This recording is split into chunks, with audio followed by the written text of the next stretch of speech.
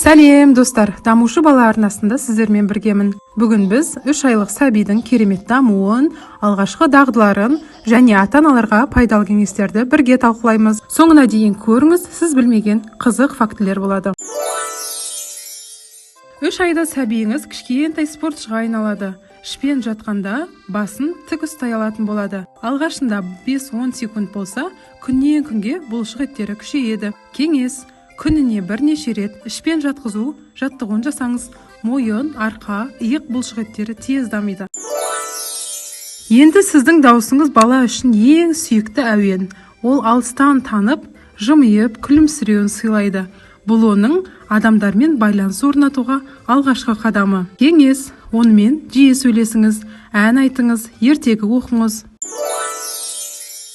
Көру қабілеті жақсарады. Бала ашық түстерді, қозғалатын заттарға қызыға қарайды. Егер ойыншық қимылдаса, қызығушылығы тіптен артады. Бұл айда моторикасы белсенді дамиды. Ол қолын, аяғын көп қозғалтып, денесін сезінеді. Бұл болашақта еңбектеу мен жүрудің негізі. Кеңес: баланың қасына түрлі пішінді жұмсақ ойыншықтар қойыңыз. Ол ұстауға тырысады. Дыбыстармен ойнау басталады. Гу-гу оның алғашқы сөйлесу тәжірибесі. Ол сіздің интонацияңызды қайталай бастайды. Көз бен қол үйлесімділігі қалыптасады. Ол затты көріп, соған қол созуға тырысады.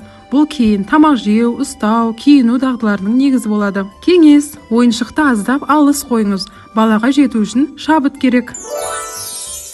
3 айда сәбиіңіз нағыз эмоция шебері. Күледі, таң қалады, кейде ренжиді.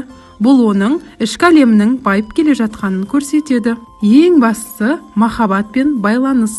Құшақтау, жылы сөз, жымию баланың миының дамуына әсер етеді. Сүйіспеншілік көрген бала тез дамитынын ғалымдар дәлелдеген. Міне, 3 айлық сәбидің дамуы осындай. Кішкентай болса да, күн сайын жаңа жетістіктерге жетіп жатыр. Ал біз келесі видеода 4 айлық супер бебидің қандай жаңалықтармен танысатынын айтамыз. Видео ұнаған болса, каналға тіркеліп, лайк баса кетіңіз.